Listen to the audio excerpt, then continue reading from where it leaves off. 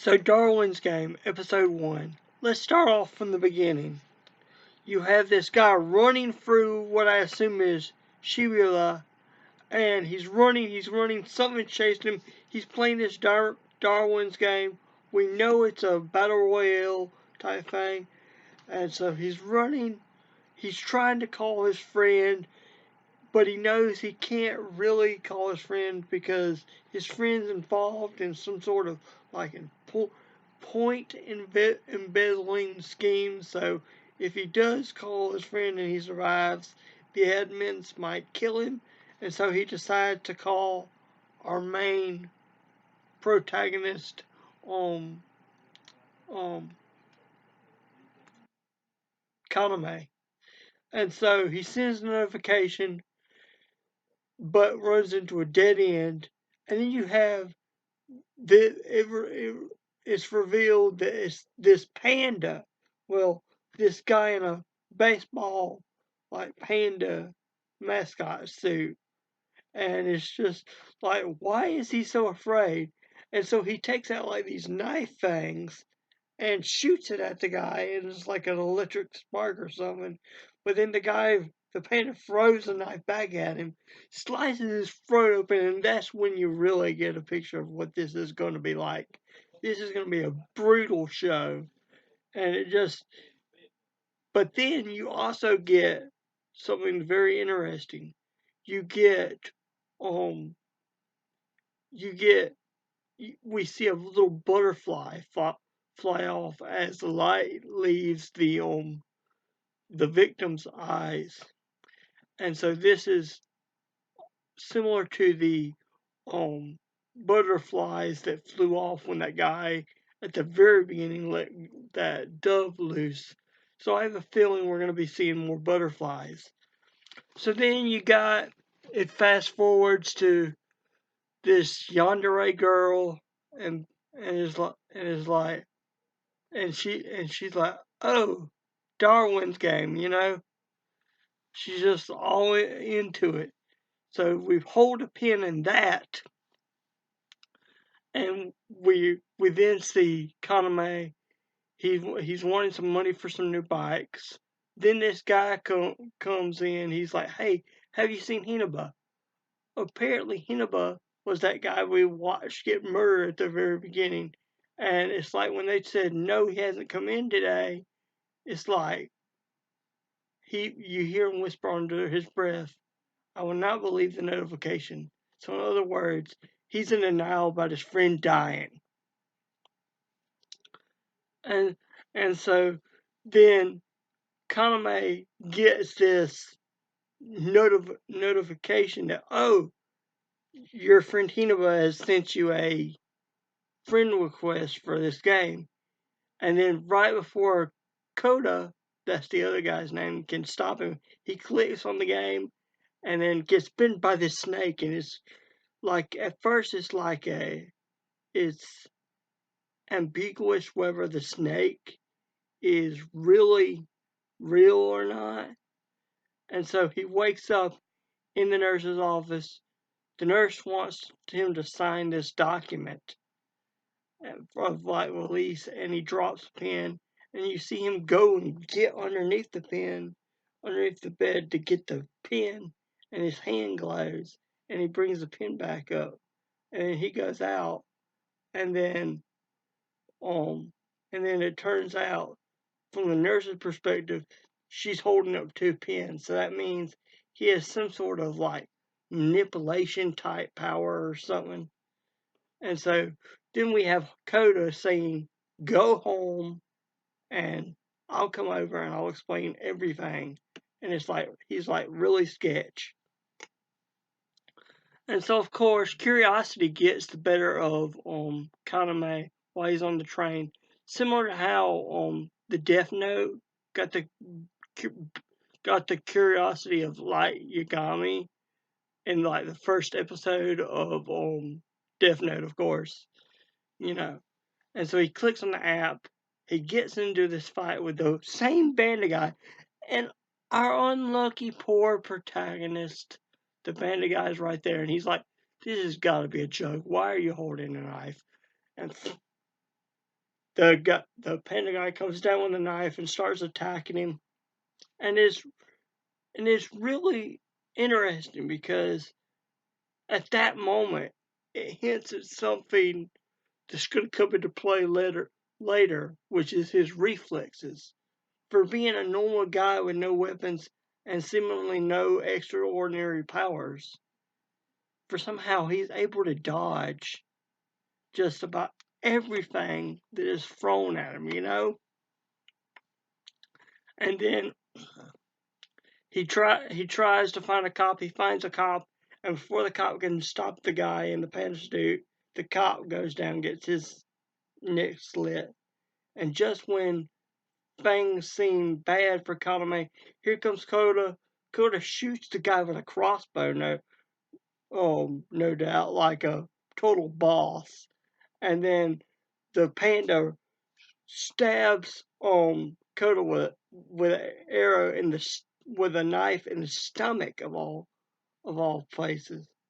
And it's like they get and like he mentions something called a signal. A signal is like the power these people have.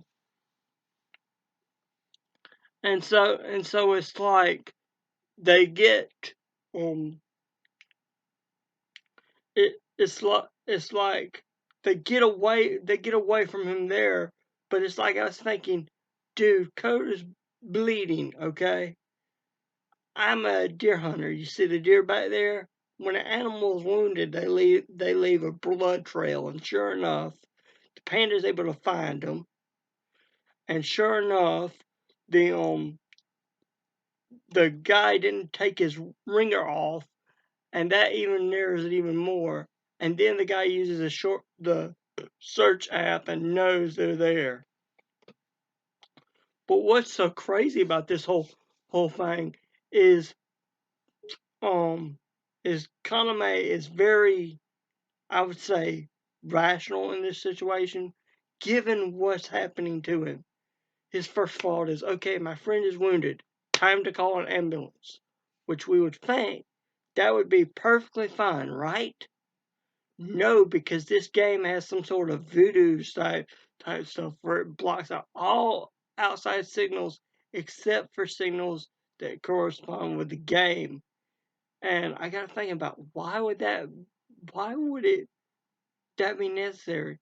But here's the thing: if an ambulance was called and these wounded people could actually prove that this game had something to do with their injuries, then not only would there be lawsuits, but there would be like an investigation into this Darwin's game. And while they may not believe all the stuff about the powers and it's people really killing each other type game, they would investigate it and they would come to the conclusion. So I feel like who's ever in charge of this game is like being super, super careful and super duper secretive, you know, to hide their tails. And so they go to this back to the story, they go to this car garage and Coda's like, look, dude, you gotta leave me here. And in typical anime fashion, the main protagonist is like, I'm not leaving my friends. I am generic protagonist, you know. But he's like, look, dude, the search function is tracking you. If you leave me, he won't come near me. I might survive. So of course he leaves, and then we get a foreshadowing about how Kaname has a strong aura or strong will to survive, so he will survive. Kaname hides in the bathroom. The bear almost seems like he'll get him. Kaname comes in with fire hydrant, beats him up. When all hope seems lost and it seems like Kaname is going to get stabbed with a knife, what's surprising is here comes Truck-kun. For those of you who don't know, Truck-kun is basically a meme where so many anime characters, especially in Isekai, die at the beginning of the series by getting hit by trucks. And so this time the bad guy actually gets hit by a truck and kills. And the crazy thing is that his power was invisibility. So at first the college students, they don't even, like see nothing. They're like, what did we hit? There's just a guy standing here for some reason. Let's go. But yeah, that guy is, and that guy is like, oh, why did I have to lose? Why did I have to lose? At first you say, well, it's just a game, but you got to remember this is Darwin's game, and he literally gets dismembered piece by piece by these blocks, like he's being digitized. And who knows what happens to him after that death? Um, and it's like what's left is this graffiti type marking. And what's interesting is at the beginning of the show, towards when when Kalame was at school, his friend was showing him all these graffiti type stuff. So all those were corpses basically.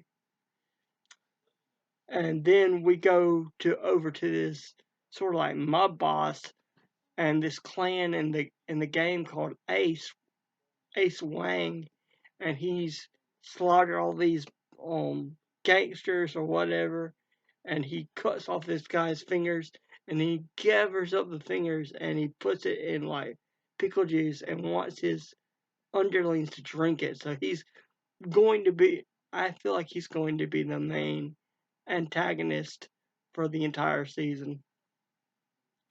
And so then we fast forward a little bit, and Kaname is just down in the dumps, and who would blame him?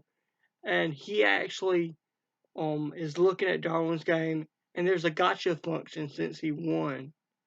And for those of you who don't know what gotcha games are, is like they're anime games. Like when you do something, you basically get a loot box, or you spend some money to get a loot box, and you click on it, and it's supposed to give you cool stuff, but most of the time it gives you trash. It's called gotcha games because they got your money, they got your wallet.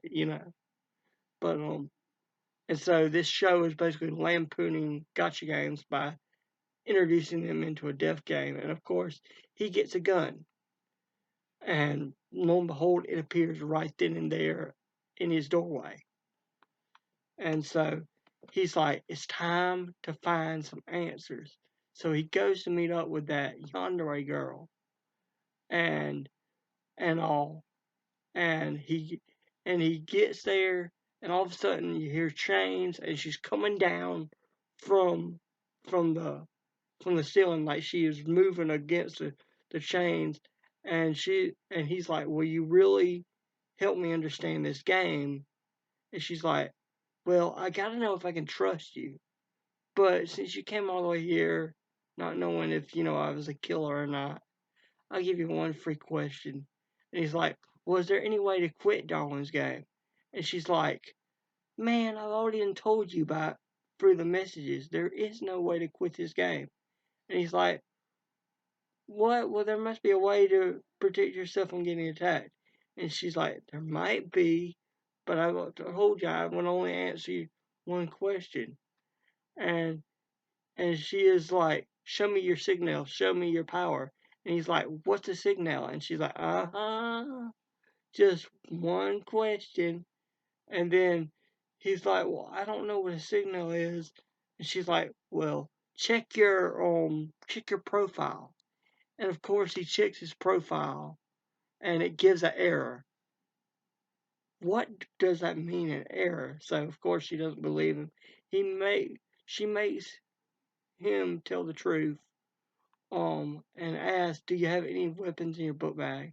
And it shows how he this is very important. He left the gun that he got at home. Now, from an American standpoint, if I was in his situation, especially because I'm around guns, I would be taking that gun with me, especially knowing that I could be attacked. Um, just any moment. But this is Japan, and one thing I've heard but I never really thought of is that guns, like live firearms, not models, but live firearms, are illegal of any sorts in Japan. So he didn't want to have that on him, and the cops question him and him go to jail. So he spent a whole month saving on like self protection weapons, so like stun guns and basically um big flash grenades, sort of like flashlights and stuff. Stuff that wouldn't harm but would disorient the enemy just long enough for you to get away or long enough for you to tackle an enemy and subdue them. And so of course he's got those weapons. She decides to fight, and she nearly, as he's running away, she nearly stabs him. Of course, again, like I said in the beginning, he dodges. Somehow he's got these amazing dodging abilities. She corners him. She's like, "Well, bye bye. I was holding off on you because I wanted to see your signal." And but then he dodges yet again, and he starts talking smack about himself. Like he's like, "I'm worthless. I'm worthless." And inside his mind, um, he's like, "If only I had a weapon." And he thinks back to Dakota, and he thinks back to Dakota's final message, which was, of course, obviously to survive. And he's like, "Yes, I must survive." And then all of a sudden, this power activates from earlier, and he literally created the gun that he got home. At first, I thought it was, he can teleport weapons to his hand. But no, any weapons, anything that he can think of, he can basically create just on a whim. And so he creates the gun just out of sheer willpower and fires at her, and of course it misses. But and so then he goes to hide, and then she uses her chain fangs to attack him, and right here she basically comes down and slices about 2 or 3 inches into his skin and all, and he takes some stuff that he brought from home and bandages it up. And then I love this. He takes um he takes he takes those bandages, and he takes um his creation ability, and he makes multiple copies of the same gun, and he ties them around at different points, and like somehow sets them off to fire at like a certain interval. And so as she's trying to attack him, she hears the gun. She thinks that, oh, he's attacking me, so she moves out of the way. And he's able to snag her remote for the lights, turn it off to darkness again, and literally charge at her with a stun gun and knock her down. And then pull out the gun and point it at her and say, "Now, girlie, you're going to listen to me. We're both going to survive. You're going to cancel this game. And we're both going to live." And she's like, "Well, you should have killed me while you had the chance." And you see her chain move, and he's like, "Don't you get it? I don't want you to disappear. I don't want either of us to disappear bit by bit." And she's like, "Bit by bit? Don't you mean total point loss?" And he's like, "Whatever. I don't want you to disappear." And it's like you can see the red like fire in her eyes go away, and she's like, "Holy crap! This guy really doesn't know anything about Darwin's game. He legitimately wants me to survive, and he was legitimately strong." And then she accepts that surrender, and she surrenders to him, and they both live. And he falls asleep, and then he wakes up in her room, and she tells him that she wants to have a family with him. So she's a total yandere, and now I imagine, since the show said he would meet a veteran player who helps him, hopefully he can help her gain back some of her humanity. And hopefully they can find out who started this game and basically put it into it. And I imagine that if they do go towards ending this game once for all, if it does go that route instead of just survival, that there'll be a group of players that'll work with the adamant to stop them specifically. So yeah, it'll be very interesting. I hope you've enjoyed this video, and thank you for making it to the end. Let's say a prayer. Dear Lord, I hope that people have enjoyed this video and that they've had a good time listening to my perspective on it, Lord. And may they just continue to support the channel and forgive me for my sins. May there be lots of subscribers. In Jesus' pray, get on the way. Amen.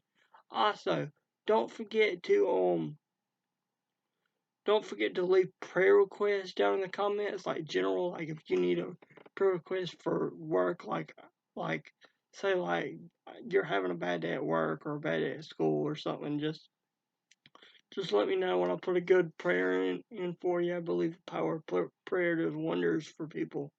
And also, if you subscribed because of this video, then type down in the comments subscribed.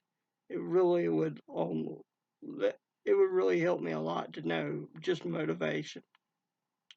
And also, remember to like this video and share on Twitter and stuff. And I've got a Twitter account, so why don't you check that out too? Anyway, bye y'all.